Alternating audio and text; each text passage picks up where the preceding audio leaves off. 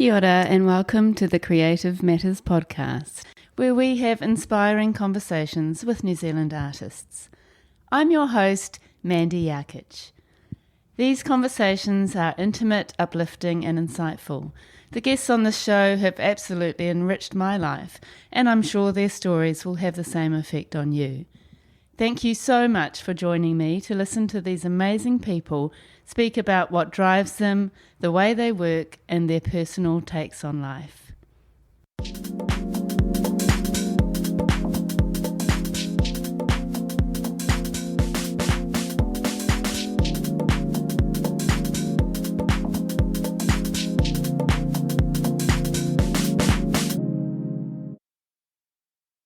Sam Mitchell is a painter based in the northwest of Auckland, well known for her artworks painted in acrylic, on perspex in reverse, and watercolour paintings.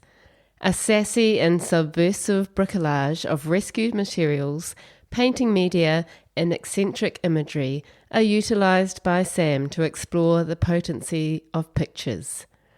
This is a fascinating look into an amazing artist's life and work. There are lots of little gems and interesting perspectives in this episode, which I am sure you will take away and think more about. We have a wonderfully long chat covering everything from Sam's early work in art administration, her experiences at Hungry Creek and Elam art schools, her fascinating painting on perspex process, her watercolour and ceramic painting parts of her art practice, her 7 residencies, and the value she places upon these kinds of opportunities. We discuss her opinion of entering art awards, her view of the current art world in Aotearoa, her views on her work and process being used in many New Zealand secondary schools as an artist model, and how she thinks her work reflects her personality. This was the most amazing chat. I thoroughly enjoyed meeting and talking to Sam, and I know you're going to find this quite a fascinating listen. So you might need a couple of different attempts to listen to the whole lot, but it's well worth listening right through to the end. Calling Sam Mitchell in Helensville, Auckland. Hello, Sam.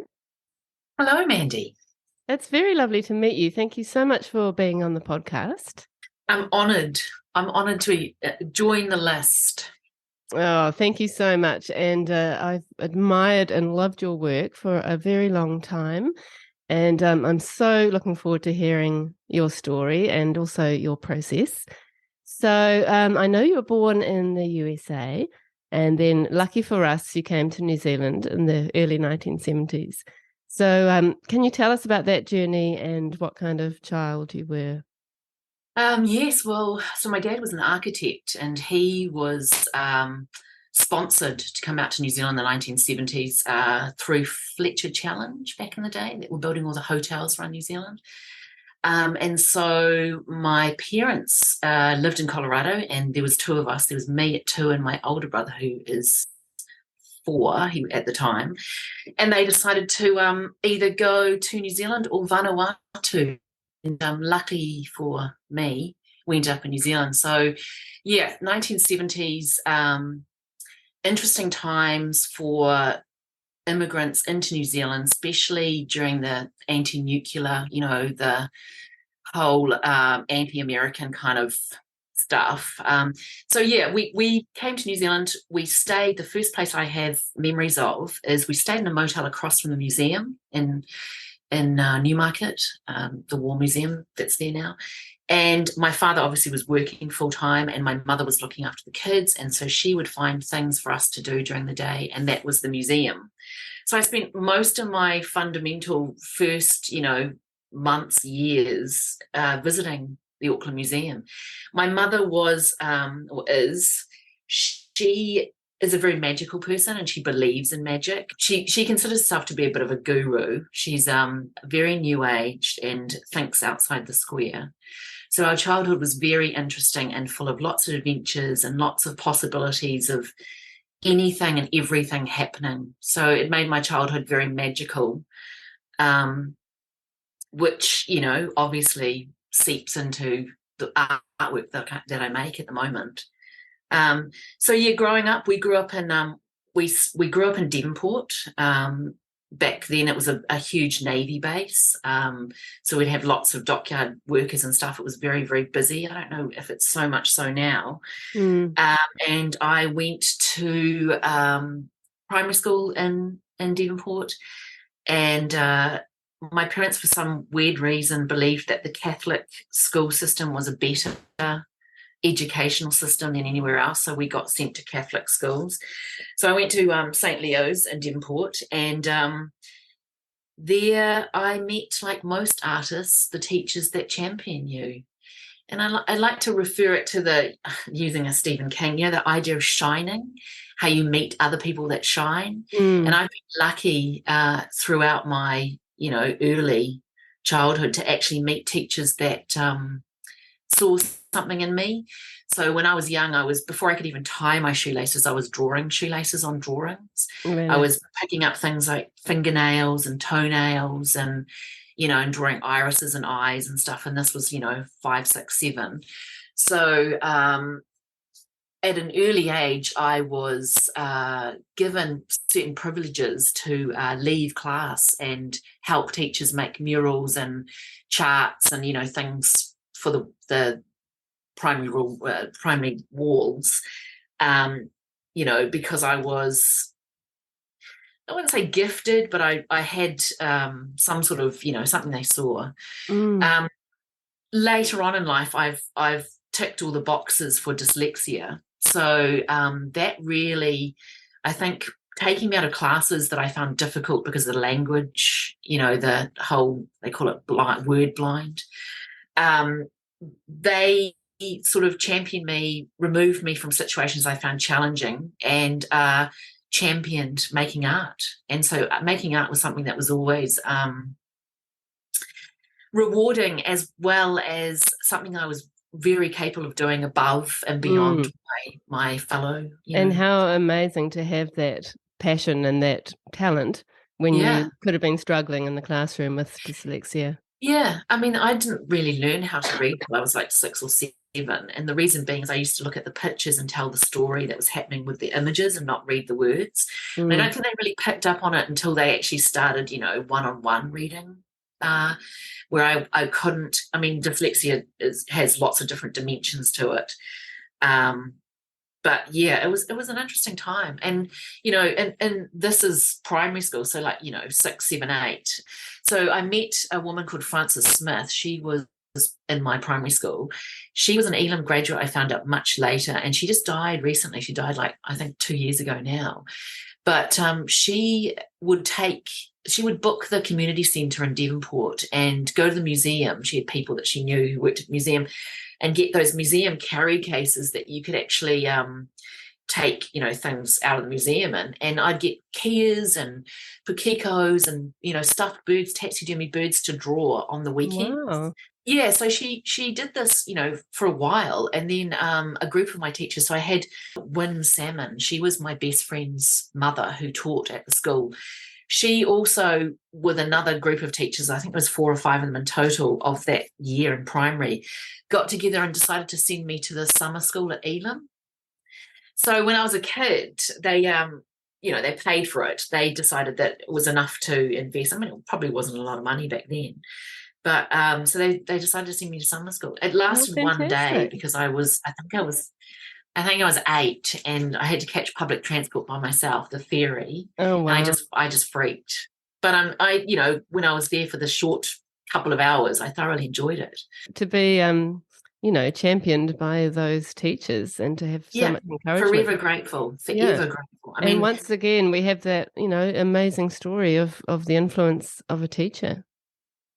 This is the thing, and lots of teachers are leaving because they're not feeling, that appreciation anymore. But, because of them, I'm doing what I'm doing. But, it just takes one, to spark.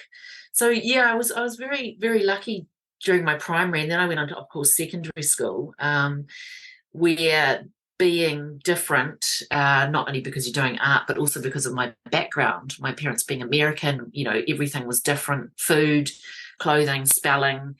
So trying to fit was always difficult for me. And I went to Carmel College, just down this road from good old Oh, Westlake. yes. I went to Westlake Girls, so you're Yes, probably my I neighbour. Yeah. yeah, and so yeah, I mean, I didn't enjoy school. I struggled through school. I was an okay student, but once again, I found teachers that would give me keys to the art room during the lunchtime so I could go in there and just, work and be by myself. And it's the first time I actually sort of encountered or was told about the idea of going to art school, because I had no concept about, you could be an artist as a career.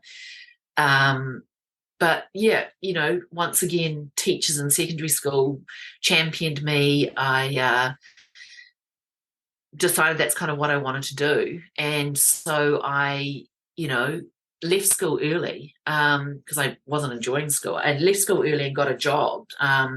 So I went into hospitality at a very young age. And from the local restaurant in Devonport to working in hotels, which I worked at the Sheraton. So 17, 18, and I met a lot of interesting people there.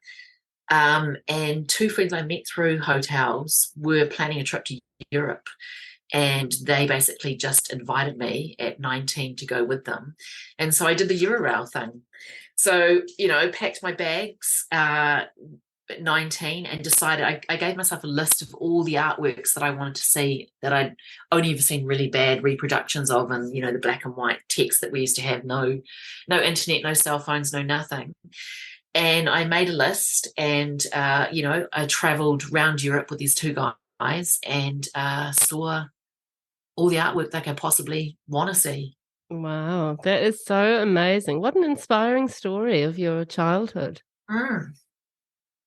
Well, you Yeah. just you were obviously, I mean, were you actually thinking of yourself as an artist when you were young, or somebody who's going to be an artist? Well, my father always wanted to be two things, either a forest ranger or an artist, but unfortunately he had to become an architect to support the family. But he was always encouraging. And in fact, the last gift he gave me before he departed this realm was a portable easel, those old school ones that you can, you know, assemble and put all your stuff in there. So, I mean, he must have had a hint. He was always drawing in front of us, and we were always, that was his way of communicating with us, was his drawing. But no, not really. And I think, as a girl growing up in the 70s and 80s, uh, artists were men. The artists we studied were all Picassos, and in New Zealand it was Gordon Walters and it was McCann.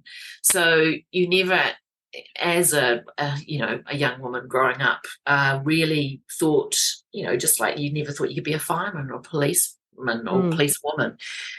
It was very segregated. And so I never really thought that's what I could do. It wasn't until my late 20s that I learned about Artemisia Gentileschi and, a world of other women artists out there making work at the same time as, some of those amazing, Michelangelo and Leonardo da Vinci. So yeah, it's been an interesting journey. And I think from going to Europe and actually standing in front of these artworks that the artist has actually breathed on and seeing them up close, and it really renewed a passion to make. And I had always been making, like it was always a hobby. I was thinking about before, the difference between a person who makes art and an artist is an audience. And I think it's really important that people understand that, it's like musicians or anyone that has to have an audience to engage with to actually make the work resonate, to make it stand the test of time. I've taught a lot of summer schools and stuff, and I've taught people that are just like, oh, I'm painting for me, but I'd like to be an artist. But you've got to open yourself up to people outside your own safety comfort zone to actually be able to get the feedback and make your work better. And I always say that entering art awards is really important. Being included in group shows, making your work seen in as many possible outlets as you can, because not only does it make you better as an artist, but it also starts building an audience. Yeah, that's so true. Yeah, I mean, it's just one of those fundamental things. You need to have that criticism. I mean, I only remember the criticism. I don't remember the good reviews like most people. but yeah, so after traveling around Europe, I decided that I wanted to come back to New Zealand, and I'd been, the idea was I was going to go live in New York for a while. I've got an older brother that's lived in New York for the last 30 so years. He's living somewhere else now, but I was going to go do Euro round Europe and then go live in New York and work in New York. And so when I was in my 20s, I ended up in New York, got a job, was going to live and work in that city, saw amazing shows, went to heaps of, art gallery openings, and thought New York would be the place that I wanted to stay. But after traveling for so long, I just miss New Zealand. I think a lot of people do. Yeah. And so I decided, at 20 to come back and maybe pursue doing art. And so that's kind of what I did. I came back and I actually was lucky enough to be enrolled in they were doing at the time, it wasn't really an artist dole, it was more like you do a foundation. So I went to AUT and did a foundation with people like Murray Grimsdale and Alison Swan, and this is pre-computers. So we were doing typography, we were doing design, we were doing a whole range of different skills that you could take into a foundation course somewhere. At the end of a year-long course, you would be placed. So I did a year at Hungry Creek. I did a foundation year in art and craft, which I'm proud of now. Yeah. But, I was one of the first, or I think we were the first lot that came through Hungry Creek. And I think that was a total learning curve. It wasn't, back then it was a farm with a couple of sheds, possums in there with you. It was very low tech, low run. Yeah, and that was that's just north of Auckland, isn't it? Puhoi, yeah, in Puhoi. Yeah. And I lived on a farm up in Silverdale, and we dipped the sheep and did all that kind of stuff. And I just come back from New York, and I was wearing my Dr. Martin boots, and I was all cityized. And then moving out to the country for a year, well, it would have been possibly longer, but it was a learning curve. And I learned pottery then. I had an amazing, I can't remember her name. Her first name was Catherine. She was English, and she was a potter. Gumboots, overalls, hands always dirty. And I just really, that's my first, so early 90s, my first interaction with, pottery, making pottery. We did jewelry design, we did pottery, we did painting, we did everything up there. And the people that I went with, during my year were just amazing. They were from all walks of life, all different age groups, all different skill sets. It was a real mishmash. But I thought, I look back on that time fondly. Yeah, that's an amazing experience at that age to go to a place like that. Yeah, totally. And were you at that point thinking that you'd like to head into town and go to Elam or university or something like that? I managed to actually get into Elam. 93 was when I got into Elam, which was, amazing. I was an older student, which seemed kind of weird because I was only 21, and there was a lot of older students, obviously, but most of them were just straight out of school. Yeah. I mean, 17, really young people. And such an advantage for you to have your world travel and, a little bit more worldly. This is the thing. Yeah, this is the thing. I think I was a lot more settled, and I think I was a bit too serious, to tell you the truth. I was very driven. I really knew this is what I wanted to do. I was 24/7. I was there all the time. It got to the point where the teachers actually issued me a special security card because I was always there, which was great. And I mean, I call out to Carol Shepherd. I mean, without her, a lot of women wouldn't be making in the arts. She was the head of the first year when I was there, and John Nicholson, and there was lots of championing and pushing and trying and helping us, or helping me particularly, achieve. So I went in there with these huge expectations like you do, but one thing is you have to be really self-motivated when you go to art school, and I think that's a lot of mistake people make going straight from school into art school, is that they haven't traveled or experienced. They're actually kind of a bit unsettled. And self-motivation, you're told to be at certain things at certain times, but the rest of the time you're on your own. You just, you come and go as you want. You're not really held accountable until there's assessment of some sort. I mean, I thrived. I thoroughly threw myself into art school, and the people I met at art school are still people I'm, Florian Harbuck, the filmmaker, Gavin Hurley, who was a year ahead of me and then a year behind me because he took time off.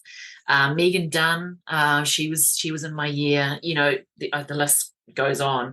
But we had an amazing array of tutors as well back then. We had Dick Frizzell, obviously, and Dennis Watkins and Ronnie Van Hout and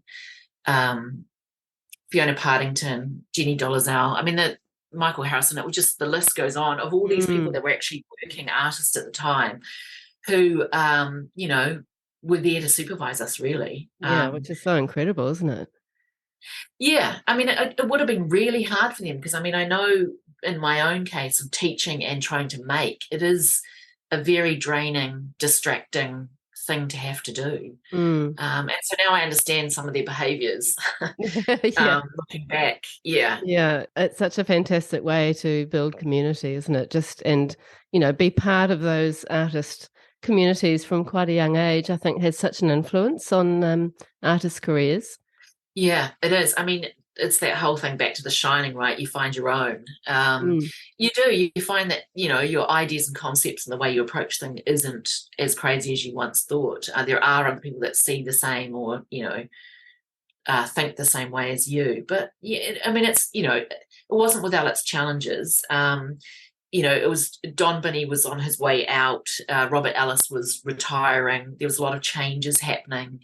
But it was still an interesting time, and I think the artwork that I made back then, I mean, that's when I got interested in working in plastic. So I actually spent a year in printmaking, which I thoroughly and utterly enjoyed, and I had great tutors. I had Rodney Fumpston, who was a fantastic champion. He so encouraging, would do anything to, support your practice, even at that beginning early stage.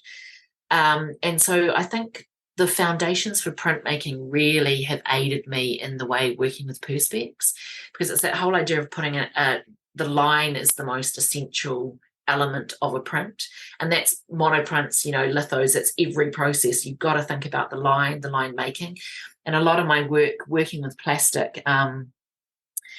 You have to put the fundamentals down first. With the line work has to go in first, and then you're blocking out the colour.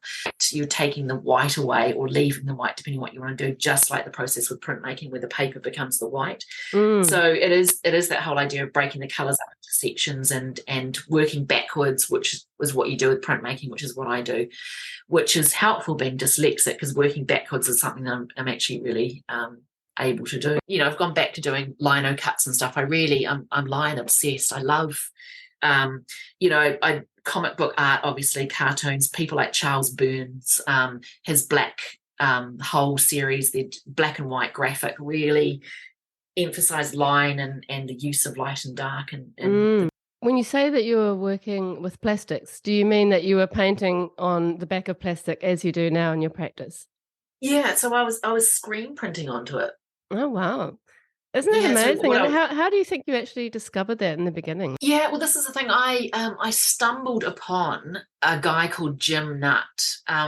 So Jim Nutt was an American artist working in Chicago, and they called them a Chicago school. There was a group of them, and they all started working on it sort of like in the 50s and 60s when plastic was coming out. It was quite cheap and quite industrial and easy to use, and they wanted to get away from the traditional ways of painting, which was on canvas or using a board of some description. So animation cells are used. They use plastic to animate the cells back in the day. Like early Disney was a thin plastic they used to paint on. Also, movie sets used to use plastic and glass to paint on. So it's an ongoing, but they turned it into an art form. And I basically stumbled across in the Elam library, which sadly doesn't exist anymore, a book on the Chicago school and this whole idea of painting kind of comic book-y kind of figures in reverse on perspex, and just the finish, the slick, industrial, almost, robot-like finish to the surface. Yeah. The gloss that it gives is just really appealing. So, yeah. Oh, that's incredible. And it is, I can see the connection that you're speaking of with printmaking. And it's almost like you're Yeah, carving in the lines. absolutely, absolutely. And it is that blocking. I mean, most painters talk about trying to, paint in the light. I'm trying to do the opposite. I'm trying to block out the light because perspex obviously being transparent, you have to build up those layers. And that's the colors I use do that to block out, the light from coming through. Otherwise, you could hang it on a wall and be able to see right through it if you didn't Mm, block and block and block. yeah. But yeah, so the fundamentals, printmaking is something that I definitely, Robin Hughes and Rodney Fumpston, big influence on my process. And, introducing me to other sort of painters, that were printmakers like Lucien Freud and Paula Rago, the list goes on, women, men who are using printmaking as a form of drawing. And that's what I initially did too. I was using a lot of etching, doing a lot of just drawing, testing line, testing light and darks. And I still kind of do it in my practice too, but I do it with color. I bring the light back in using the neons, the bright colors. Mm, So yeah, fundamental. And art school, I wouldn't take back all the drama and all the everything that happens within art schools. It was a fun time, and I'm glad that I did go. I went. Yeah, yeah. that sounds amazing. And really that was the beginning of your career. I mean, were you exploring other elements like your watercolors that you do now sometimes, or painting Yeah. on ceramics? Was that coming in as well, or was it purely No, painting on I mean, perspex? I was working more in sculpture. I was using the printmaking elements like screen printing, and I was screen printing onto different surfaces like cloth and materials and plastic.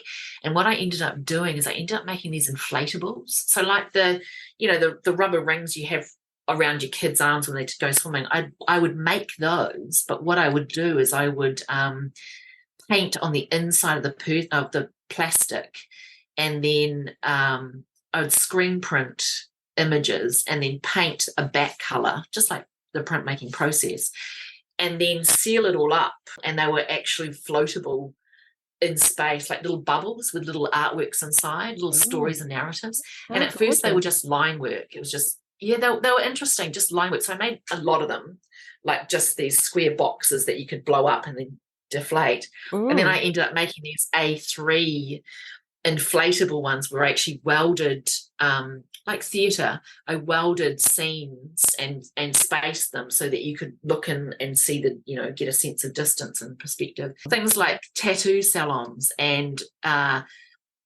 chickens on motorcycles, like kind of funny illustrational kind of works.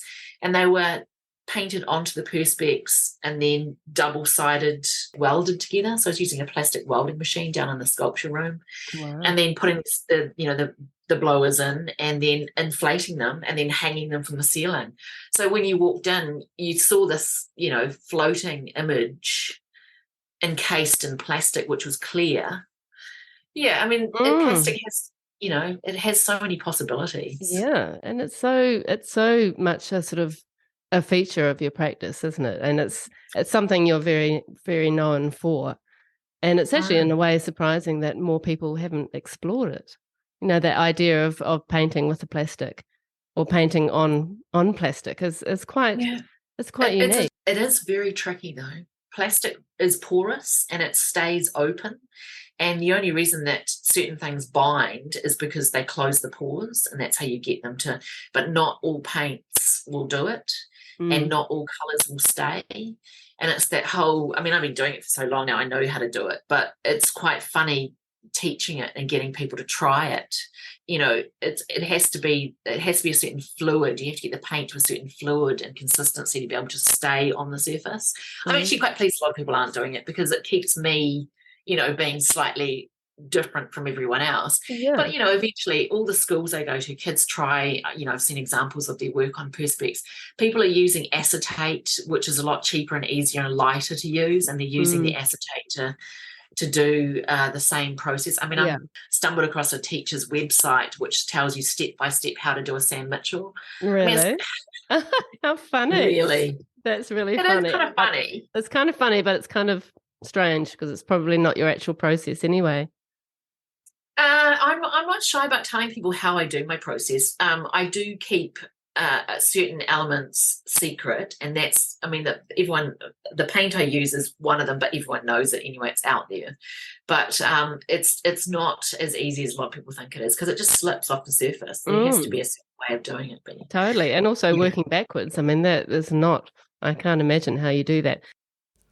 We will actually get back to talking a little bit more about this part of your practice later in the podcast. But can you talk to us a little bit about how in the early days you got quite involved with art administration? I worked at the Auckland City Art Gallery. I was a gallery assistant there during my Elam times. And so I got to see behind the scenes of the Auckland Art Gallery. I met lots of well-known New Zealand artists who had shows or would come in. I was a security guard on the floor. So I got to see a lot of shows like the Andy Warhol show that came, Orientalism, all these major, overseas shows we got taken through, talked, given briefings so we could talk to people about the show. It was a really interesting time. It really added to my practice, this whole behind the scenes, getting to see how a show's hung, going to the talks, having the artists talk about their work, to doing, front desk, customer service, interaction, talking directly to artists. So I did that while I was at Elam. And then, so the idea was that I was going to do maybe arts administration. That side of art seemed to interest me. And while at Elam, I managed to secure myself a job, thanks to Gavin Hurley, who I've got to thank a lot, actually, for a lot of the passages or pathways that my career's gone in. He's been a touchstone, and he's also been a champion, and he put me forward to Anabibi Gallery back in the day in Wellesley Street, and that was a prestigious job. You had to keep all those artists in alcohol and do the dishes afterwards and be social. So that really got me into contact with artists, people that were making art that was being hung on walls of art galleries, and also got to see the inside workings of art galleries, dealer art galleries as opposed to public art galleries. And from there I kind of became a gallery girl. I was helping out at Jensen Gallery in the early 90s. I was helping out at Vavasor Godkin. I worked very briefly at FHE Gallery.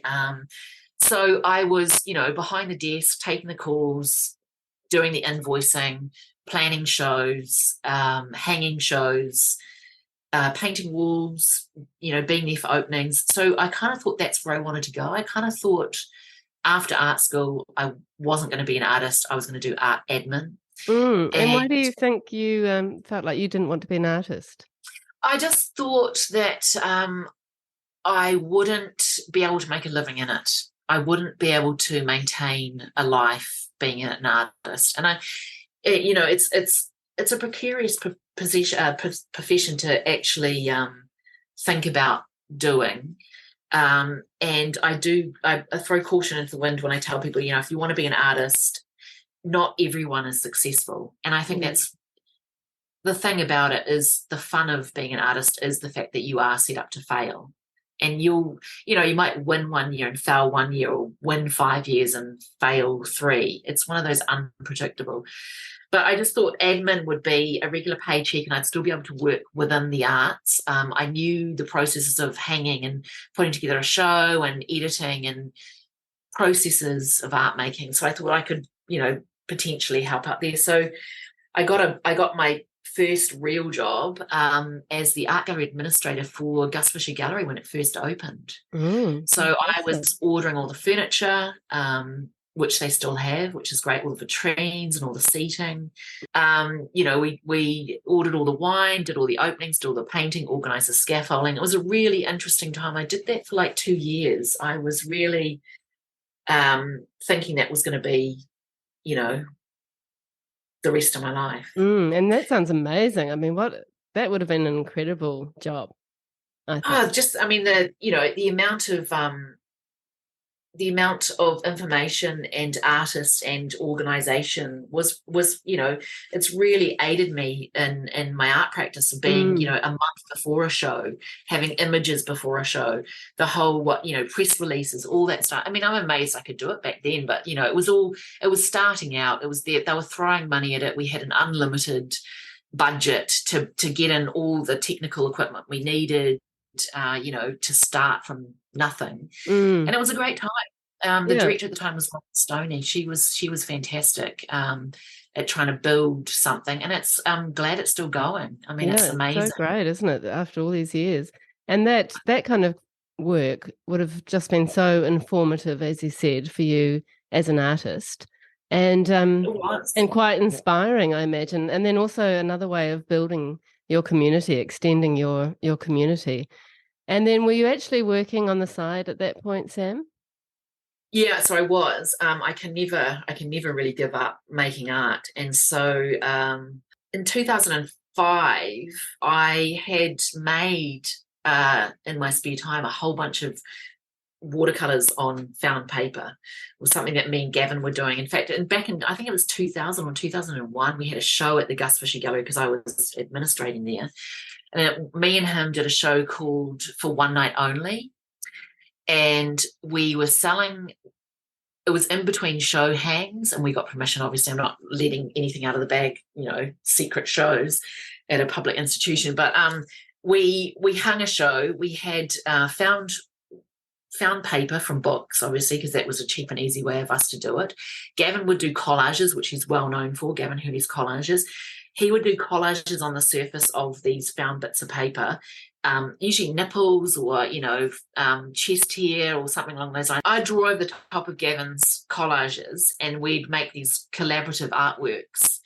And we decided to have it at the Gus Fisher Gallery because we were in between show changes. So we had it one night only. We opened it up, and we were selling them for $20 each. We were just, it was about making money and selling our art, getting it out there, and we managed to sell them. And Gavin, bless him, would take them round to people and sell them on our behalf, and then we'd sort of split the money. It was just beer money, really. Back in the day, we used to get together every so often and come up with these ideas, which was great, which has gone on to, now we had a show for the portrait, Wellington did a portrait award show down there in 2021, I think it was, and it was through Alison Bartley, and we did a joint show. We've done lots of joint shows. But yeah, so we did that, and then from there, 2005, Anna Bibby had a gap in her 6-month rostering for her shows at her gallery, and Gavin happened to mention that I had been doing these watercolors, and so she asked me to bring them in, and I did. I brought them in this. Anyone that would know the history of Anna Bibby Gallery, they'll know there was a cat tin, which I've got. It's a biscuit tin with a kitten on the top, and all my watercolors just fit into that, and it was a perfect travel with it. So I gave her, I think it was like 300 watercolors in there that she got to choose from, and so she did this massive big wall, a massive big hang of all these watercolors, like in this grid pattern. And that was my first outing as a, artist outside of art school show. Which is amazing. And that's a great gallery to be connected to, isn't it? Oh, it was fantastic. Yeah. I mean, I learned so much from Anna. She really did teach you how to be an artist. It wasn't always easy, but at least she was blatantly honest and upfront, which is one thing to love about it. But yeah, I mean, I am who I am because of the start I got, which was through her. What did she teach you as an artist? I think professionalism. I think and taking yourself seriously, and also quality control. I think as an artist, you have all these ideas that you want to get out there, but they need to come to a finished, a finished product. And also the fact is that I'm never precious about my art. Like I make it, I move through it. And if someone likes it, I'm so happy for them.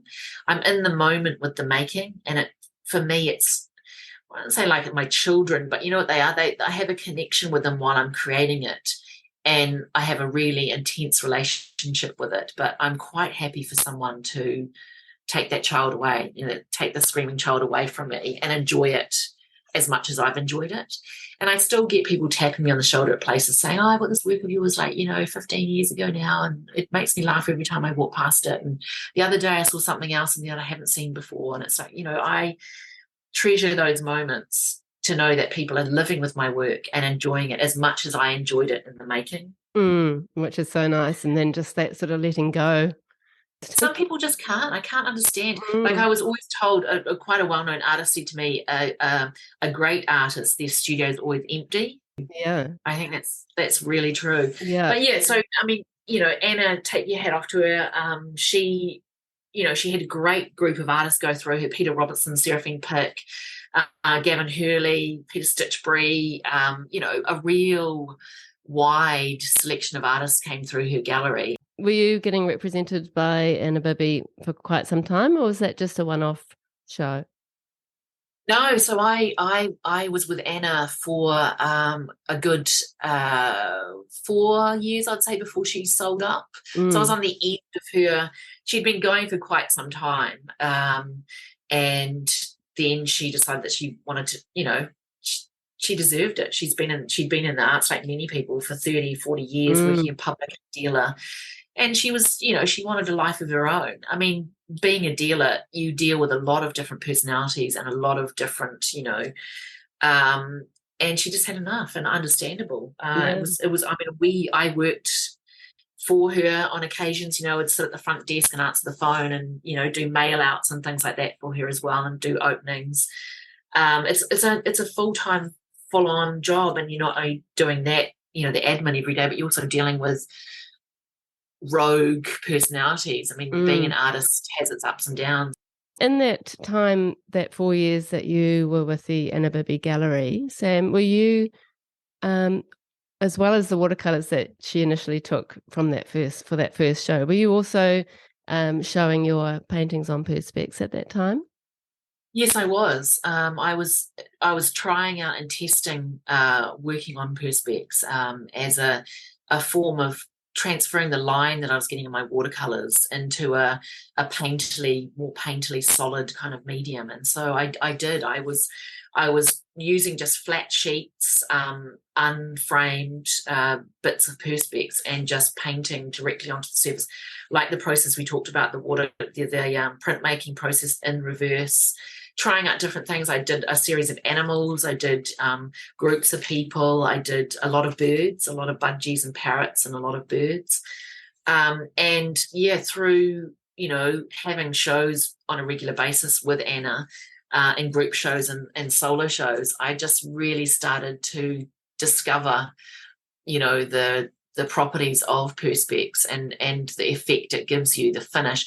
I mean, you can get painterly marks that can stay on the surface of perspex, or you can, totally deaden it.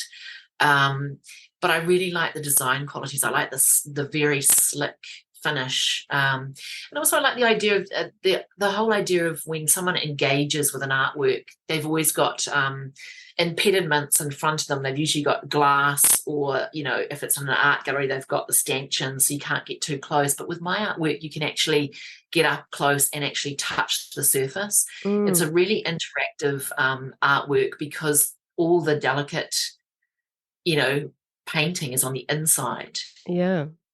And do you actually have is it like a piece of perspex which you then frame, or is it more like a box, or how does the perspex look in the end? Yeah, so it's sort of progressed. It went from they'd frame it without a back, so that wherever you moved it around your house, you could get whatever colour you've got on your walls or your wallpaper through. So the image could always change and always be movable. And I think that's what I liked about perspex too in the beginning, is that you didn't dictate, like with a painting, the space it would take up necessarily, because if you painted an image in the middle and left the outside of that image blank, it would read and register whatever's going on in the room.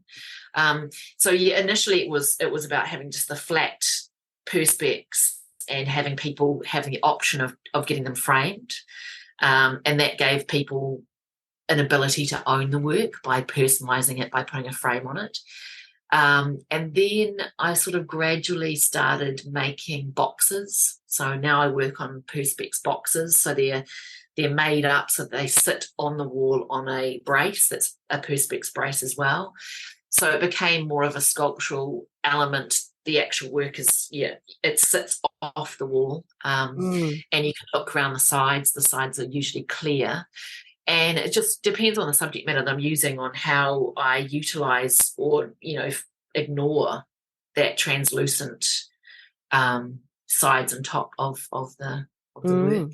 Amazing. But working in a you just get used to showing as much as I have over the years, keeping things consistent in size. Just makes it easier for everyone. It also makes it easier for me in my studio to have the same sizing. So I work to 2 regular sizes, and having the box means that people, if they want to frame it, they can. It'll be quite a deep frame, but a lot of people really like the idea. It floats on a wall, so you can put it on a wall, and because it's clear, the image, depending on the light, will change, and it looks like the image is floating. There's no holding it to the wall. Yeah, it's so beautiful. It has a sculptural kind of feel to it as well. But also the fact is that you can touch and, wipe down the surface. And working on plastic in this way ensures that the fragile painting and paint surface is protected all the time because it's actually encased in this box. Yeah, and which for me, it reminds me of Sam as a young girl at the museum, that whole sort of encasement idea. Of the vitrines, absolutely. It's really beautiful. Yeah, it's I like for people to interact physically with the work and get as close as they like to. And with my work you do, because you have to lean in and look at and stand back. It's always a constant toing and froing with my work because there's so much all over it. Yeah, and just for your actual subject matter and the sort of general feeling of the actual paintings behind the plastic, can you describe, maybe for somebody who has never seen your work, can you describe the kind of paintings that you have on the back of the plastic?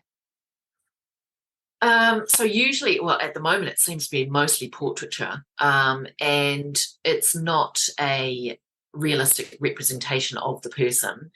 In fact, it's more of an avatar of that person. And because I work in reverse, to make the person look like the person, I have to reverse that person, if you get my drift. Yeah.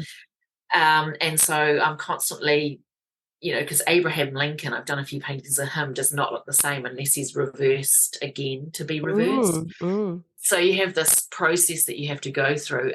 So then I would call them kind of cartoony. They're kind of, the colours I use are very candy, rich, bright colours, and they bounce off each other. It's like giving your child lots and lots of sugar and having them run around a room. My work is very energy packed, intensified. It's not quiet. It's not moody. It's a grab you either deal with it or don't. Some people find it a bit full on, but someone said to me it's like doing portraits from the inside out, and it is. It's telling the inner story, but using the face and the body as the screen to project the stories onto. And I use loaded imagery. I use found imagery that everyone recognizes, so that people can, of all nationalities, all different levels, all age groups, can engage with. So the work doesn't have a barrier to understanding it like maybe abstraction does, or ready-mades, or something that you need a bit of education. Well, not education, but you need an understanding to approach the artwork. My work is very approachable, and what you see is what you get, but you can discover more. I use metallic paints on the surface, so there's a lot of reflection depending on the light. And each one's slightly different. I mean, I use the same colour for various reasons. I find design-wise, to counteract the amount of other colours I put into my work, the blue, which I make up myself, and it does change in shades and tones, it's never the same, counteracts and holds all that stuff in a like a vibrating hold, so that everything reads, nothing really stands out too much, and the blue gives you that quiet in between. Yeah, and that blue is definitely a feature of your work, isn't it? And the whole idea of a bust, the face and or the head and shoulders kind of idea is very central to your work, isn't it? Yeah, I think people really identify closely with something that's similar to themselves, and portraiture is that. It's a recognition, it's a species recognizing itself in itself, and so people do tend to approach portraiture slightly better, differently than other works of art. But to me, I find that with the stories I'm wanting to tell at the moment, having a person front and center, and usually a traditional portrait is, that historically, it talks about the history of portraiture, as well as then using contemporary visual language to get across the story of that person. And it's so interesting that you, a lot of your works are titled the person that you're thinking about. So, for example, Brett, which is speaking about Australian artist Brett Whiteley, and then you often have the birth date and the date of their death, or if they haven't died, then just the birth date. So it's really interesting that you're obviously thinking in your head about a particular person, and you're representing them. But then, like with this one called Brett, the Brett Whiteley one, it's a female form. Yeah. So and then there's all the symbolic, amazing stuff, writing and paintings and illustrations sort of within that really connect with the person that you're thinking of. So can you just kind of unpack maybe that particular painting, Brett Whiteley, and talk to us about why you're using the female form and not trying to get a sort of image of him, and then how you select the images that go within. It's interesting that you think it's actually a male. Is it? Yeah, it's actually based off a Gucci model. Really? So I'm obsessed with Gucci's models. They tend to choose, they're androgynous. They choose these androgynous. That's why I like it. It doesn't put a gender on it. So you're right to read it that way. And I love when people read my work in different ways. It is. He's actually a male model, but they make the models very androgynous, which you can't guess or tell. Which is, but I mean that's how I got through reading the recent Brett Whiteley biography that came out, or biography that came out on him. He's had such an interesting, amazing life, and I was lucky enough to see some of his work in Australia. But it's his. What I'm doing just recently is taking an artwork of theirs and reproducing it in reverse, in perspex, on the actual people, so that people can actually engage with the portrait, but also get an idea of the kind of work the person made. So that baboon, the famous Brett Whiteley painting, and so I've just reproduced it, but in reverse, to make it slightly different, but it's my take on it. And the idea is to have it have it so that it's loaded with reference to his life, his work, his dates, any shows or any major milestones in his life. What I'm trying to do is build a visual narrative of that person that you can take away in, just one viewing kind of thing. I think we're so used to the scroll and the flicking of the images and stuff, and that's what I want. It's like a sound bite of that person's life in a contained portrait.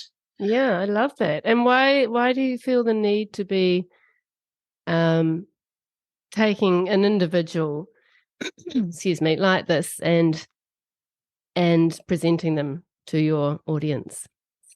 I think it's these are, I think for me, it's people I find have influenced me who need to be championed. Or people I discover. I tend to read a lot of biographies. I'm reading a lot of biographies by women artists talking about their day-to-day in the studios and their making and their processes and things like this. I like to champion these people so that other people learn about them.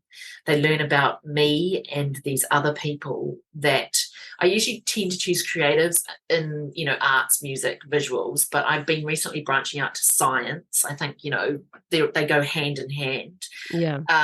And just championing these individuals so that when it goes through the school system and the teachers teach, this is the portrait of Brett Whiteley, he was an Australian artist, they are being taught another level that they maybe wouldn't have got if it was just on the syllabus. You know what I mean? I'm trying to push it out there to include, other women artists, other scientists, other ways, other people that aren't necessarily championed in the mainstream system. And it also reflects on, what I was doing at the time, like reading his biography and then looking at, there was a movie put out a couple of years ago at a film festival on Brett Whiteley, which was amazing. Yeah, I saw that. And, it made me really think, about his practice and how amazing it was in his life and all that kind of stuff. So I use it kind of as a teaching tool because I know eventually that image will get taken off, the internet and brought into some secondary school. And I want them to retain it and learn about someone new, different. And is it always people who you personally find interesting and kind of want to learn more about yourself and then? Yeah, absolutely. And absolutely. It's people that I've discovered or things I've read or movies I've seen or anyone that leaves an indelible mark on me. I will champion. I just and I tend to choose people that are deceased because I don't want any confrontations with living, people saying you put naked women on my face. I don't. So I tend to use people that are deceased, and the earlier they are, the better. Like 1500, early. Just it's my take. I take the facts and I turn them into visuals. That's what I do.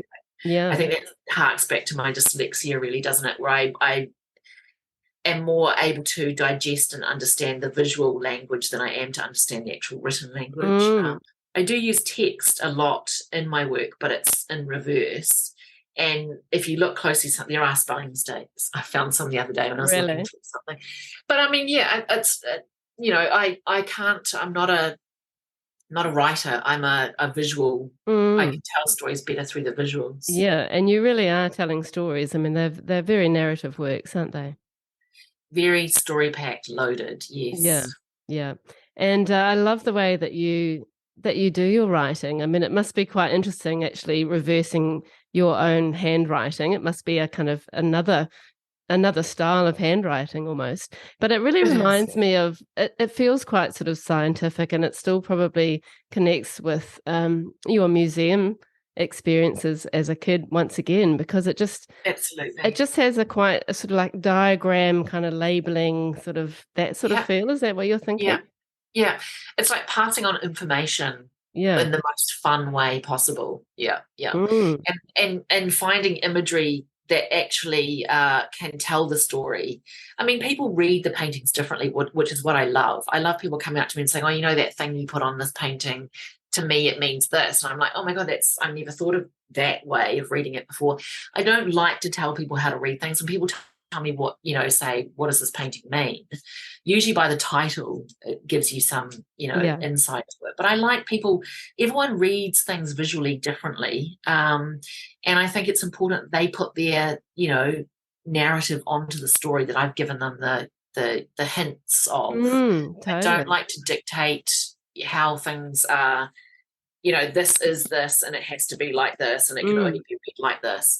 The only thing I dictate is that when something goes up for auction and they don't call me Sam, they call me Samantha. I find that the only thing that irritates me as far as my practice goes. Really? But anyone else can, read a painting any way they want. I'm happy. So Samantha, why does it annoy you that they use that name? Because I've built my career as Sam Mitchell, and to me, the reason I did that is because you can't engender it really, unless I've been sitting in a gallery watching my own artwork because I was minding the gallery during a show, and I had someone come in and say, "Oh, the Sam Mitchell guy, I heard he's a Jehovah Witness from Oh Christchurch." my God. And that's what the perception, I mean, people know now because my image is out there, but I just think that Dick Frizzell never gets called Richard, does he? Mm. They never say Richard Frizzell, artwork. So we I know think, he's a man or yeah, something. I for me, in the beginning, it was that I'm not being lumped as a aura, you know what I mean? It's meant to be, it's just a name, which it is. Mm. It should be artwork. I mean, I don't look at artwork and go, "Oh, that's painted by a man." Well, sometimes Exactly. I do, but you know what I mean. I mean, I think, yeah, it really ruins an artwork if it becomes engendered and becomes lesser than, That's right. which it tends to do. Yeah, well, that's really interesting. I mean, that whole perception of female artist versus male artist is another podcast. Don't get me started on that. No, no. Yeah. It is a whole nother podcast. I mean, it's there. It's the elephant in the room. It is there. I think I might have to figure out how we talk about that sometime in a podcast. Get a I few think, female yeah, artists together, maybe. yeah, I think a panel discussion would be really Yeah, good. I yeah, think, different ways of people interacting and dealing with, you know, what actually does happen in the yeah. art world. And the work, speaking of gender, does have a slightly sort of feminine feel in ways, like the way that Yeah, I'm looking at the portrait, thinking it is a female for a yeah, start. yeah, And the sort of luscious lips and gorgeous yeah, eyes and beautiful hair, yeah, um, and sort of delicate fingers, and that there is a sort of femininity about it. Would yeah. you say that? Would you agree? Absolutely. I'm seducing you into reading what is in the image. Yeah. Mm, There has to be some seduction. I mean, yeah, it's just the natural. Yeah. I mean, it's I wouldn't say it's a purpose, a thing I do with purpose, but it engages the people. You identify, you're engaged, and that makes you read and wander around the surface of the painting, taking in the information, which is yeah, what the most important thing is. So whether or not you care about who the person is, you still take away an image or a memory of that person, and that's all that matters. That's all yeah, I'm trying to do is, absolutely. preach to you in visuals, just like the Mm, church did for all those years with all the paintings they produced. But yeah, it is a captivating. I want you to be captivated. I yeah. want you to be It is very seductive and very alluring, and you're definitely drawn in and you want to kind of explore it further. There's something about it yeah, in that yeah, way. And you use pattern often in the hair, I do. which I think is amazing. And sometimes you do actually create something like a wallpaper behind, and sometimes it's I just do. completely Yeah, translucent. So or yeah. transparent? What are you thinking there with pattern? So for some of the wallpaper ones, I tend to the wallpaper has a meaning. Obviously, it's got some sort of representational meaning. I think the last series I did was poppies. In the back, it was a William Morris wallpaper, and I was really interested with the Sackler. What's happening with taking their names off museums? The opioids. I watched a documentary just recently about Nan Golden, the photographer who, started up Pain, which was survivors of the opioids. And her movement actually, taking the names off all the museums and stuff in America and rest of the world. So it was a nod to that whole idea, the poppies, the drug companies that fund the arts. It was a subtle nod to that in the back of those paintings. So yeah, usually the wallpapers do have a meaning that relate to the work in some way or Mm. another. And how do you I think, decide if you're going to add something in the back, or if you're just going to keep it as the portrait? I think because I don't actually draw out. I have no pre-drawings of any of the I just have usually names of people. And so what I do is I tend to find images and find the reference as I'm painting. So, Sam, could you please just explain to us how you actually layer the paint and put the different illustrations onto the back of the perspex and then sort of have all those different layers with your outline? How does that actually happen? So what I do is I do the outline first, obviously, and I use images off the internet. So I just find and print. And the point of difference with most of the images is that they're in reverse, so it gives them a 10% change that you can legally do. And so then I will think about text, and if I'm going to use text or numbers or anything like that, they will go down first. And everything is in reverse. So the text, numbers, and then lighter colors like whites and golds and any iridescent colors that I'm going to use in the hair or in elements of the designs, they go down first. So basically what happens if you're thinking about reading backwards, once I block that solid blue color into the back, those colors need to pop, and they will only if they go down first. So it's this whole idea of thinking backwards, the light comes first. So you're thinking about everything that's really light goes down first. So all your metallics, all your golds, all your bronzes, and then you fill it in with the color that you want. So say I'm using a bright pink, I will put down, say, my gold in the areas I wanted golded, and then I will put the pink over the top of all that once it's dry, so that it starts building a layer over the gold already with the pink. And then I start making the pink more denser because it's such a transparent medium that you do have to build the colors up several times. And depending on the pigment that you're using, some colors will need like 3 or 4 coats and others won't.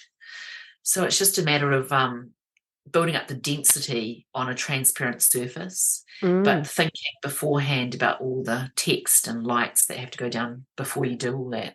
Yeah, and when you say you take images from the website, it does feel like collage, but you're not actually sticking on anything, are you? It's all transparent. Well, actually, I am. What I'm doing is I'm ultimately tracing. It's a transparent medium, so I am using images in a photocopy form, and I am actually sticking them on there, and it is like a form of collage. But like I said, once I paint the image that I've printed off my printer, it's in reverse. So you have to be aware that when you flip the actual work around and hang it on the wall, it's going to be opposite to what you've printed off, unless you correct that in a Photoshop application and change it around the other way. So you constantly have to think about everything being reversed, but being dyslexic, it's not too much of a problem. It's so interesting. I mean, it either makes it more difficult being dyslexic or less difficult, I guess. Yeah, I think when I mean, basically what I do is I print off a whole bunch of images to do with the subject matter that I'm dealing with, and then I place them like a design. I sort of physically place the photocopies on the outside of the perspex, and then I work back the front. So I've got the front, Right. so working in it, and I move them to make the design more. I'm designing all the time as I'm going to make objects sit within the surface and tell stories and relate. So it's a, like I said, I never work from a workbook. I never pre-design or pre-draw out anything. I just basically do it on the actual surface, and it's all based on the subject matter. So whatever the subject is, I start resourcing, finding, researching, finding visual elements that will tell that story, and then compile them all as I'm working. That's so amazing. So it's really immediate, and there are problems with that too, because once I flip the work around, some elements might not work, and I've got only a limited amount of time to actually scrape off, because you can remove the paintwork, to reposition something else. I mean, they don't always work, but that's the best part of it, actually, is the trying. There's been lots of failures. Not everything works every time. Oh, it's such an interesting process. And I think we touched on it earlier, that a lot of high school art teachers use your work as an artist model. Um, and I actually have used your work as well for one of our holiday workshops, and we used acetate. I'd love to see pictures of that work. Oh, they are absolutely gorgeous. Actually, I have images I'll send you. But Yeah, it's a funny one because we use artist models quite a bit with our work that we do with children. yeah, Um, and I use them as, for our marketing, I might use the actual image. And yeah, I often wonder if it's okay to do that. I mean, obviously, we're not making money from the image. yeah, And I kind of think if it was me as an artist, if somebody used my image to inspire children, I'd be okay with that. But I do think it's quite a grey area. And I've noticed that you've put copyright on your Instagram page, yeah, which I yeah, haven't seen before. yeah. So, what's your view on that kind of thing? Well, I mean, I would like to work with the schools to put together some sort of educational package that would allow me, like writers get a 5% if the book goes into the library, that circulation thing.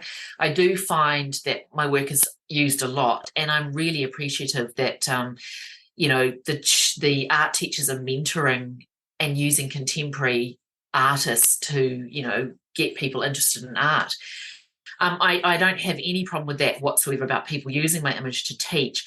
The only thing that gets me is that it'd be nice to get some sort of I wouldn't say I'm not revenue, but a royalty. I mean, it's basically every secondary school that I've been to, and it's like 5 or 6 or 7 or 8 now, all use it, and it's being used every semester for every year. You know what I mean? So Mm. it's in constant use. So what I would like is if someone in the Department of Education and a group of teachers would get together and we actually made a education plan involving me as the artist and allowing me to have my input into it too, like telling the story, giving a little bit more insight into the way the work's made, and maybe in that way it would help the teachers teach it in Yeah, some and ways. get it and right as and well. I'd have control over what's being taught in some way, and I'd also maybe get an initial one-off payment or a 5% credit sometime, like music or something. I mean, I think involve the artist. I mean, I have been invited to schools to talk about my practice because they use my practice. But, I know that schools and everyone are just pressured for money. They don't have money for the arts. And, it's getting to the point where artists don't have money to make art anymore. Mm. But I'd like to work with someone and actually make an educational package or some sort of program that involves me to be able to keep the standard, to keep Yeah. it, but I mean, yeah, otherwise I think it's great. They're teaching the next generation of New Zealanders about successful women artists, and it's a totally different way of painting, and Mm. I encourage people to try different ways of doing things. Yeah. No, I think it's very generous of you, and I do think it would be an amazing resource. And imagine if you had video footage of you Yeah, making and sort yeah, of exploring the process, your actual process, yeah, and videos of your work and some of your shows, or it could be such yeah, an incredibly rich resource for high school yeah, teachers. And imagine if we could somehow do that, with lots of modern day artists and have all these amazing yeah, I resources. agree. And then if they purchase it, then you get part of that every time it's purchased, which seems fair. Yeah, the thing is, it has followed on. Like a lot of schools that are able to have got me to come in and give a talk about my process and, all that kind of stuff and teach a workshop. And then they've actually commissioned me to do a work for their collection, which is great. So it means I get, my gallery gets paid, I get paid, and it sort of all comes back around.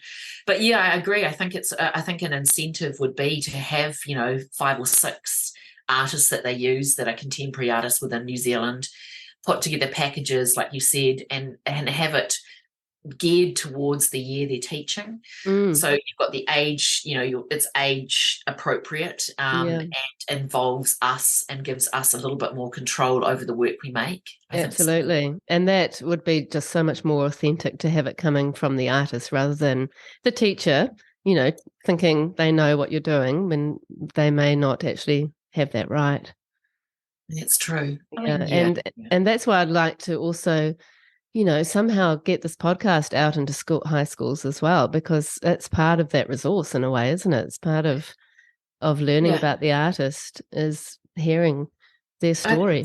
yeah, I think so. I think so. Yeah, Definitely, not quite sure definitely. how to do that, but if anyone's listening who's got any ideas, get in touch. Yeah. And you're you're obviously kind of interested in that teaching idea, and you've started lately some watercolor workshops out at Helensville in your own studio. That Yeah. sounds amazing. Can you tell us about that? Yeah. It's an initiative. I guess for me, I've always wanted to diversify my work in some ways or another, and talking to people and teaching have been two elements.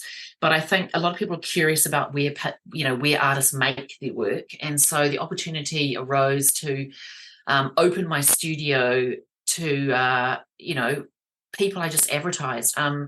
It was fortunate that two of them I knew, so it was a little bit less daunting. But having a very small group of people to come into my studio and just learn the basics. I mean, I wasn't teaching them how to paint like I paint with watercolors. I was giving them more of a grounding. I was doing the exercises that you do, the blending, just so people that have always wanted to try watercolors can play and Mm, play in a safe environment with someone who actually has experience.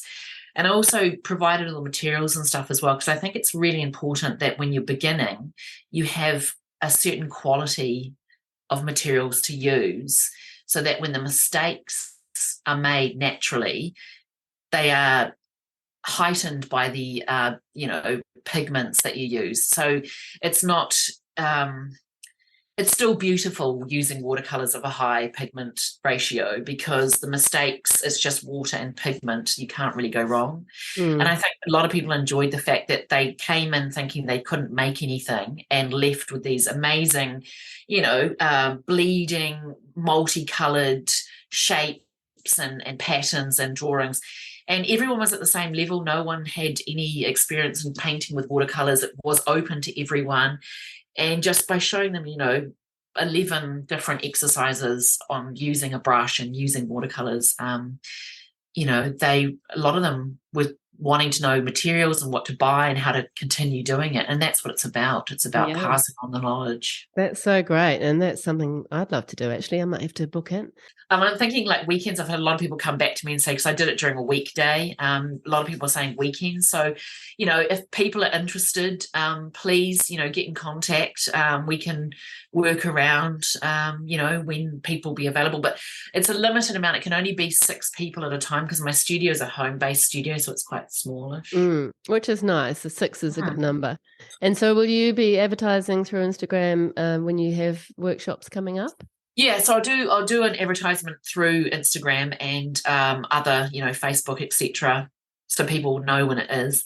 Yeah. Um, and it will be sort of beginning of July. I'm thinking of doing more of them.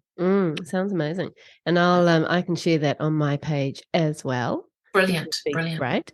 And onto your own watercolor practice. How would you describe it? Well, I'm not a traditional watercolorist. I don't go out into the landscape and paint, amazing sunsets or anything like that. Mine is more, I've always used watercolor as a form of drawing. Like I use it, if you can go and look at my watercolors, there's a lot of line work again, and it's basically tonal. And I tend to go monochromatic. I use a blue or I use a brown or I use a green. I tend to not mix colors too much.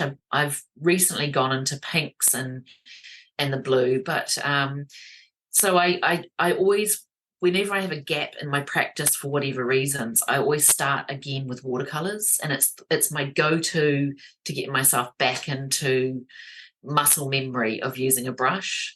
And I like birds. I always tend to start with birds because got a thing with budgies. Where And does that thing for budgies come from? I find them as a creature, I find the patterning on them so intense. Like they've got, and some of the colours that you can get budgies in is amazing.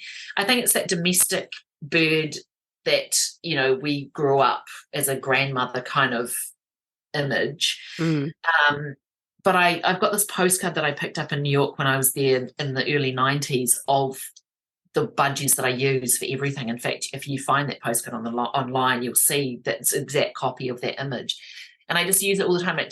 Every time I come back to using that same image, it just sparks more inspiration of different ways of doing it. I mean, the line works more or less the same, but the washes that I do or the paper that I use, because I work a lot on found paper. So I go to op shops, I find old books, and you'll know a good quality book because I'll have 2 blank pages in the front and 2 blank pages in the back, and I use those pages to do my watercolors on. Oh, Yeah. how amazing. That's such a good thing. So that is the mark of a good quality book, to have those 2 pages. Yeah. A lot of the older, they have the old sort of linen covers, which I also paint on as well. They're getting harder and harder to find, but usually a reasonable good op shop will have them, and it's cheap material. And the thing is, the paper has got foxing on it. It's got fonts. It's got the title. You really play with the title and dedications. Like a lot of them have got to George from Anne for Christmas.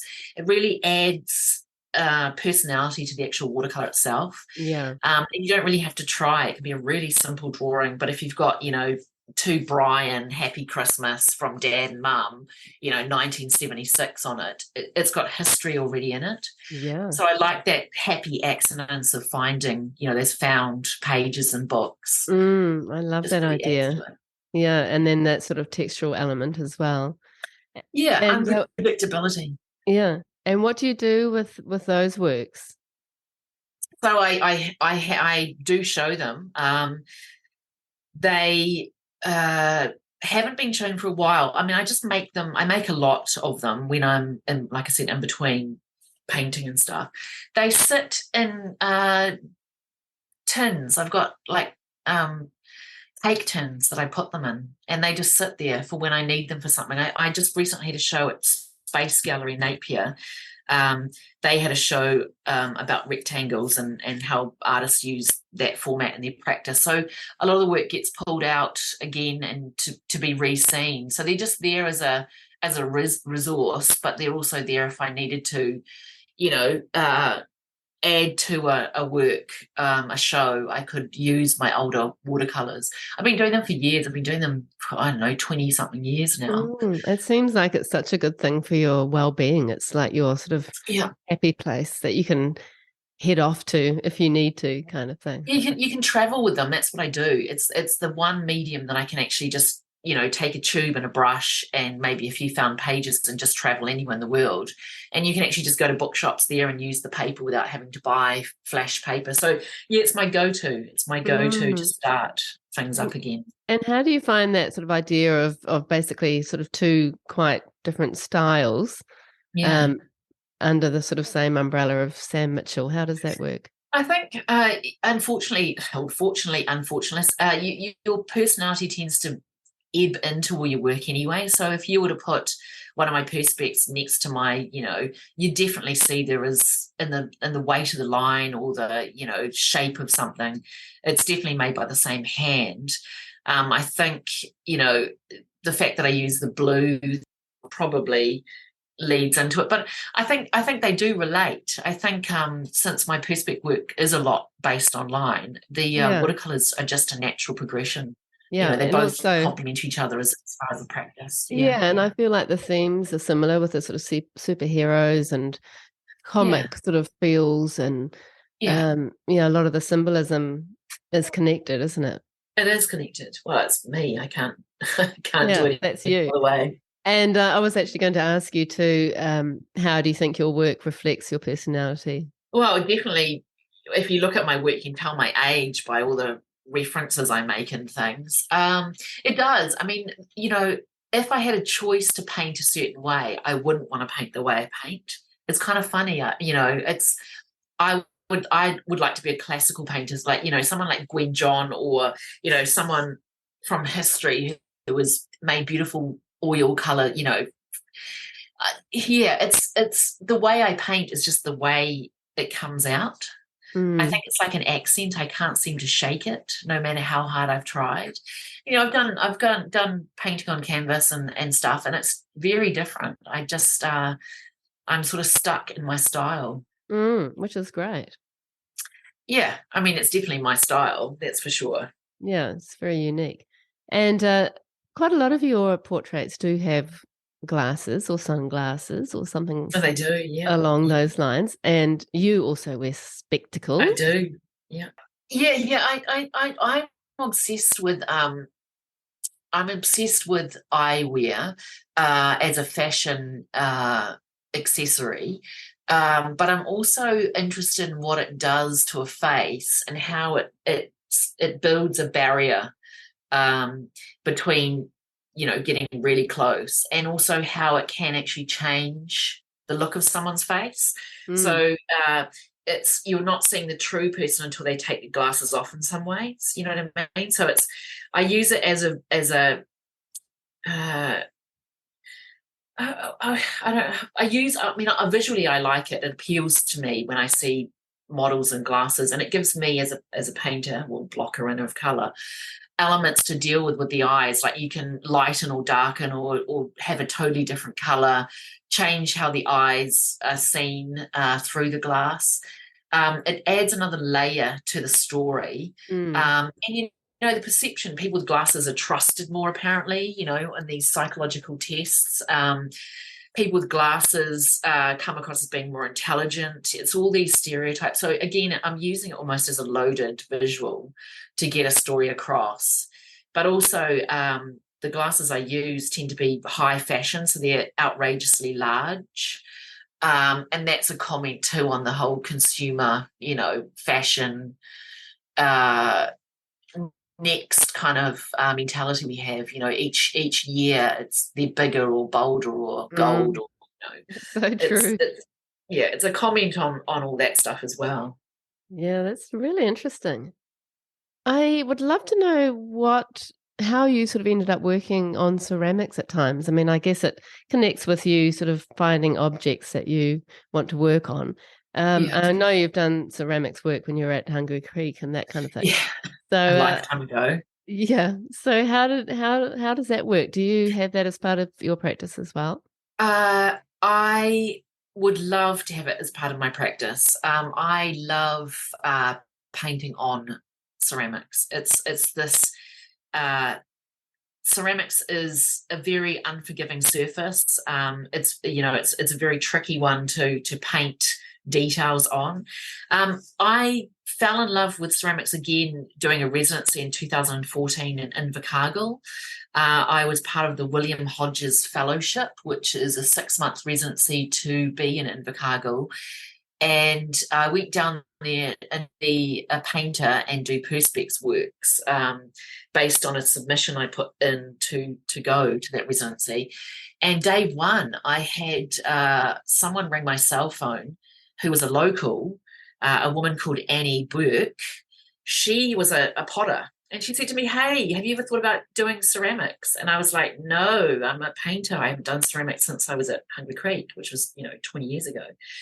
And she's like, "Well, come along and see how it goes." And day two, I was at the pottery studio in Invercargill, and we were, I was actually molding, pushing into molds the clay. And it became a great collaboration between me and her. She would be my technical assistant, tell me what I can and can't do with pottery. And I would make and then paint and have her fire. And it was amazing. I had such a great time. I made a lot of work and enjoyed every minute of it. I used the ceramic platters and plates to reflect the community of Invercargill, telling their stories, their histories, and because it was dinnerware, you could eat off it. We did. We actually had a dinner party down there, and everyone brought something, and we used the plates and platters. So yeah, I'd love to do more, and I have done it in the past. as a collaborative thing with schools, I've used their kilns in order to teach. I teach them, and then they let me use their kilns. I'd like to do it more. A ceramic artist did say to me that I'm not a ceramic artist. I paint on ceramics, which yes is true. I do prefer to buy the pre-bisked product and just paint directly onto the surface, because I don't have the heartache of making painting and then having it blow up in the kiln. So yeah, that yeah. sounds sensible. I mean, I prefer working on something that's completely and utterly clean and brand new. And so usually I order like dinner plates that have been bisked from, the proper clay providers. And then I paint my own work onto it and then take it somewhere to get it fired. So you use an underglaze, which when you have pottery that's been bisked, it means it's gone through the first firing, which means that it's hard. And so you use underglazes. So they are just clay that's been mixed in with pigment. And so they're quite liquidy. You can make them more liquidy by adding just water to it, but it's basically just dry clay with glaze in it. And you use that to paint on top of your surface. And yeah, then what you do is once that slightly dries, it takes minutes for it to dry, literally. You paint your Abbott's clear glaze over the top, and I usually do 3 layers of it, and then you can eat off them. Really? But you have to obviously have a kiln, which is it's like a printmaker. You have to have a press, and that's something that I haven't really got around to, because it becomes quite technical. You have to know about the firing heats and temperatures and kiln maintenance, and so I prefer using other people's kilns. And if there are any people in Helensville that have a kiln that they'd like me to use, I would be happy to. Yes, I'm but sure you know what I mean? would be. It's too much of a setup to actually have it in my private practice. I would love to tomorrow if I could, but no, it's just too. Yeah, I understand. And you spoke of the residency in Invercargill. You've had 7 artist residencies, haven't you, I have, since yeah. 2010, in New Zealand, but also Australia and the US. Yes. So why do you like to apply for residencies, and how does that assist your practice, do you think? I would just like to say that residencies are really important to an artist's practice. I think what it does do is it makes the things that you think you're good at better, because you're having to try what you think you know in a totally different country and culture. And it makes you more resistant and pushes you out of your comfort zone. I think as an artist, we do, like writers, we work in solitude for a lot of the time. And I think when you're in a residency and you are uncertain about your environment because you're dropped in the middle of nowhere usually, and you've either got minders or you don't, and it's a self-driven, self-motivated project that you're having to do, you've got no one else to rely upon but yourself. And you usually with these residency programs actually have to start working straight away and have a show before you finish the residency, and that's a lot of pressure for some people. And I think you really do have to try residencies in order to find out how far you can go with your boundaries, because a lot of residencies you get a lot of support and some you don't. And for people's mental health, some people just cannot cope with that, being dropped in the middle of nowhere and having to produce something. So, I mean, I encourage people to go for residencies. I think they're the best thing I've ever done in my career. The longest I've spent is 6 months. I did 6 months in New York once I won the James Wallace Art Award. And that was a learning curve because no accommodation was provided. So you had to find accommodations for 6 months, as well as make work, as well as be part of a studio group there. But I've learnt so much and seen so much by doing the residencies that it's added to my practice. And I think, it not only shakes you up and makes you look at yourself more, it also builds networks. And I think that's important, being an artist, to have a network of people that you can, talk to about stuff. Absolutely. Oh, it's amazing that you've done so many residencies in different parts of the world. I mean, that's Yeah, I've been incredible. lucky. Yeah. And probably not all luck, I would say. And you Well, mentioned the James Wallace Art Awards. When yeah. did you win that? So I won that in 2010, so a while back now. And that gave you the 6-month residency at the ISCP, which is the International Studio and Curatorial Program in Williamsburg, which is just in Brooklyn. It was an amazing experience. I mean, you're in a studio space. It's an old factory with more than 100 or so international students as well, all there for, art or curatorial programs. And because you're smack in the middle of New York, the perks that you get being part of that association, you get cards to go to MoMA, you get, in-depth curators coming into your studios to give you crits. It was just an amazing time. And I Mm, think, any budding artist should really enter art awards. I was in the Waikato Society of Arts Award just last month. I still enter them, and it's because I like being included in a group of people that I normally wouldn't show with. And I think that's the thing with art awards. You enter them to win if you can, but you enter them to be included in a selection of artists that are happening now, emerging or established, but you're shown in a content which is different from what you'd normally be put in. So mm, it really helps mix up your practice too and it gives you timelines. Being a yeah. professional artist, you have to have a good time management. And art awards do that. You have to have images, you have to send things off on time, you have to get things packaged. Part of professional practice, I would say to anyone that wants to be an artist, is to enter as many art awards as possible. That's good advice. And what was the work that won the James Wallace Art Award? So it's a double portrait. It's a work called Janus, which is the god of the front and back. I think it's a Roman god, and it was a work that I got inspired to make while I was in another residency called the Lockup in Australia, which is in Newcastle. I was 3 weeks an old police station. It's a museum now, but it was an old harbour police station. They've still got the cells and everything. They've left it as it was. It was used as a prison up till 1984, so it has that really, prisony kind of horrible feel to it. But the residency was 3 weeks, and I started watching a lot of documentaries on Aboriginal tribes of the area and history and all that kind of stuff, and then and made it work about my experience in Australia, as well as the whole idea of colonialisation of New Zealand and land and all that kind of stuff. It's a political work. It's got some political references in it. It also references America, which is obviously where I was born. So it's a mishmash of, my residency in Australia, my life in New Zealand, and my American history. So it was an interesting work, and I just Mm, put it in as a whim, and didn't think I'd win, but I did. It was well great. done. Congratulations.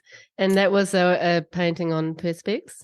Painting on perspex, which I framed, and it was flat perspex. It's before the boxes, so yeah, it's now part of the Wallace Trust. You can see it at Parr Homestead. They have a lot of my work on display. It travels a lot too for schools and stuff. So no, it's good. It gets Mm, around. yeah, that's brilliant. What a great opportunity and, so great to win it. Yeah, it is good. Yeah, I'm very grateful. Very grateful. And well deserved. What do you think you like about the art world in Aotearoa, or what don't you like? That's a very big question. Uh, yeah, it is a big question. There are, like with anything, there's goods and bads, and I'm lucky that I've been doing it for as long as I have and been able to work with and have great support of my dealers, Melanie Rogers, and my dealer down in Wellington, Alison Bartley.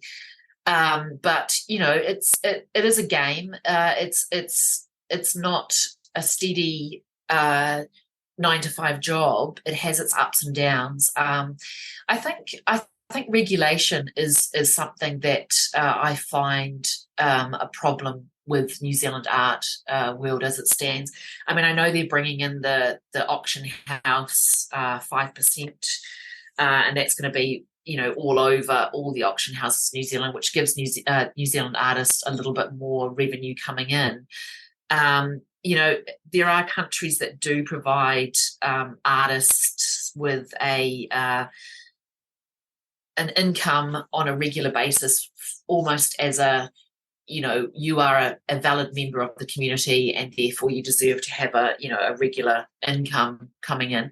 I mean, the fluxing, the up and down of our income is a little bit hard to, run a normal everyday life on. But I find that the community in New Zealand, because we are so young, is pushing the boundaries, embracing different cultures, addressing issues. We do have in place a great democracy that allows everyone to have their say. Some people probably disagree with that, but you know what I mean? Generally, just living in New Zealand, I appreciate it every day when I do travel and come back. How safe, how welcoming the community, the arts community is, and how helpful and close. I mean, you make friends for life in the community, and it's really great. So Sam, on to our last questions. What would you say to your younger artistic self? I would say yes a lot more. When I was at art school, I came in as a slightly older student. I'd travelled, and I think I was quite closed off to possibilities and opportunities that were presented to me, because I was so driven to achieve what I wanted to achieve for so long, which was obviously making art and getting a degree in art. Just say yes a lot more when I was younger to opportunities that might have been scary or might have, pushed me out of my comfort zone. I feel like I would have missed out on a lot of possibilities to open my practice up a lot more. And you have mentioned quite a few New Zealand artists who you've worked through at Elam and other places, and people that other New Zealand artists you've been connected to over the years. But who would you say are artists who have really inspired you and who you love? I have I've done a cheat. I know I've heard lots of people do this to their run-off list, but I've done two. I've done the artist at the moment that I'm looking at. So who I'm really interested in. There's a guy called Ramesh, and he's a Sydney-based Sri Lankan-born ceramic artist. But if you look at his work, it's like sculpture made in ceramic, and it's just energetic and crazy and large, and it's got lights and music, and it's just amazing spectacle to see, ceramics pushed to this huge, amazing scale. And the other person is Grayson Perry. I've got an art crush on him. I find his work amazing. I find his homage to his teddy bear, Alan Measles, just so endearing. And the way that he's able to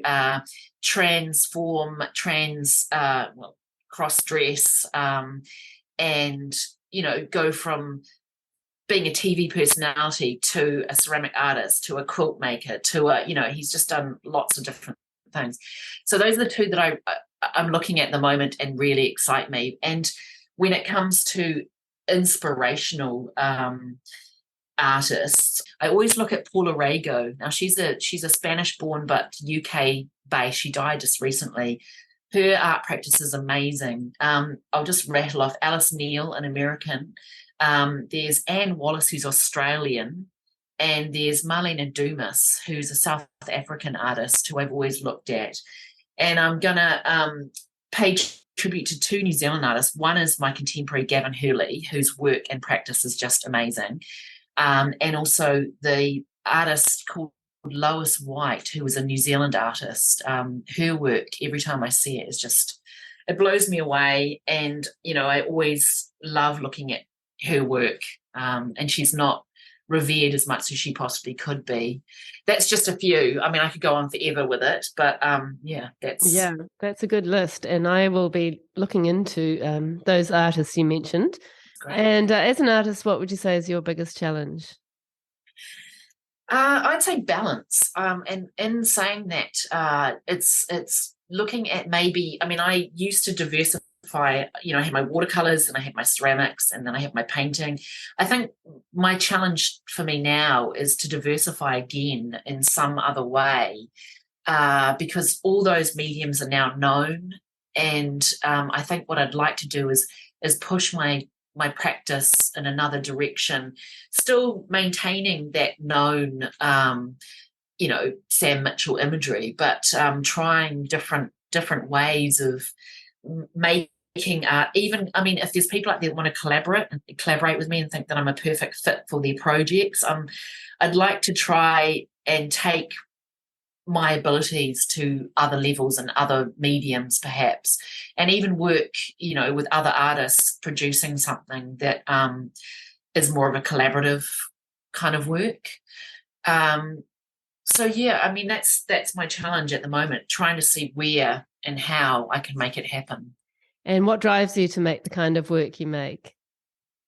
I was thinking about this, like I've never not made, ever since I was so young. I've always been making. So um, it's such a big part of who I am and what my personality is. I could never think about it not being part of me.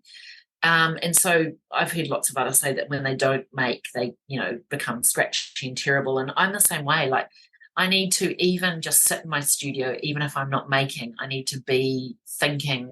I've got a wall that's got postcards and artworks and stuff all on it. And it's just the thinking of making and then the actual making. So it's all such a part of me. I can't separate it out from me. It is me. It's just what I am. Wow, that is such a great answer. And Sam, thank you very, very much for being here with me on the Creative Matters podcast. We've done this over 2 sessions because I had to race off and go to a meeting. And you've had to endure my head cold. So I do apologize to you and to all the listeners for being such a croaky, nasal interviewer today. But it's been a complete joy meeting you, and I find you very inspiring. I think you've got so many wise words to say, and lots of things that we can learn from. And thank you so very much. Thank you for the opportunity. I've enjoyed talking about myself for so long. Thanks for that. It's been fun.